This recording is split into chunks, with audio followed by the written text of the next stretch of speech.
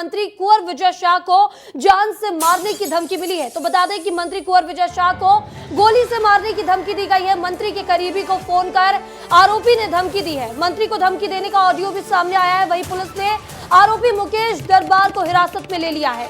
आरोपी की गिरफ्तारी के बाद अब भारी पुलिस बल की तैनाती की गई है। तो इस वक्त की बड़ी खबर मध्य प्रदेश से बता रहे हैं, जहां मध्य प्रदेश में मंत्री कुंवर विजय शाह को जान से मारने की धमकी मिली है। मंत्री कुंवर विजय शाह को गोली मारने की धमकी दी गई है।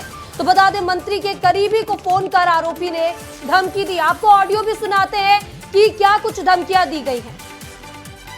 आप इसका बोल दो कि 2 रोज जिंदा रहने, 2 रोज में तेरे को निपटा दूंगा। मैंने सब पहले पूरी प्लानिंग कर ली। भले वो कितनी सिक्योरिटी लगा ले, मेरी बात सुनो, मजाक नहीं कर रहा। उसको मारना है, मेरे कहीं भी जाके मार दूंगा। जेल जाना, मैं जेल भी चले जाऊंगा, मेरे को कोई टेंशन नहीं है। खबर पर ज्यादा जानकारी के लिए हमारे सहयोगी शेख शकील हमारे साथ जुड़ चुके हैं। शेख शकील, क्या है पूरा मामला? मंत्री को जान से मारने की धमकी दी गई है, पहले अपडेट बताइएगा। देखिए, इस मामले में अपडेट ये है कि पुलिस ने आरोपी को हिरासत में ले लिया है और उससे पूछताछ कर रहे हैं। पूरा मामला दरअसल 2 दिन पुराना है, जब मंत्री के एक तरह से अगर देखा जाए तो ये जो आरोपी जिनको बनाया गया मुकेश दरबार को, ये और इनकी मंत्री के बीच के लगातार इस तरह के विवाद चलते रहते हैं। पूर्व में भी इस तरह की धमकी दे चुके हैं और इनके खिलाफ केस दर्ज है।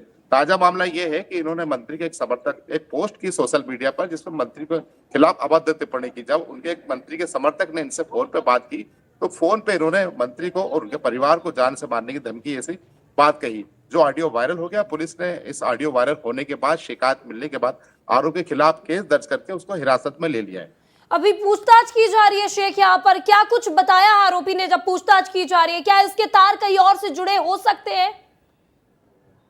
देखिए, तार जोड़ने वाली ऐसी कोई वजह नहीं है, ना ही कोई ऐसा और पॉलिटिकल वो है। दरअसल मैं आप अपने दर्शकों को यह बताना चाहूंगा कि जो हरसुद का मुकेश दरबार है और मंत्री कुंवर विजय शाह है, इनके बीच में ये नोकझोंक चलते रहती है। यह पहला मामला नहीं है। इससे पूर्व में भी मुकेश दरबार के खिलाफ कई इस तरह के मामले दर्ज हुए हैं, जिसमें उन्होंने सोशल मीडिया पर मंत्री के खिलाफ आपत्तिजनक टिप्पणी की है या उन्हें कुछ कहा है। उसी सिलसिले में ये एक नया मामला है। ऐसे तार किसी से जुड़े होने की कोई खबर नहीं है।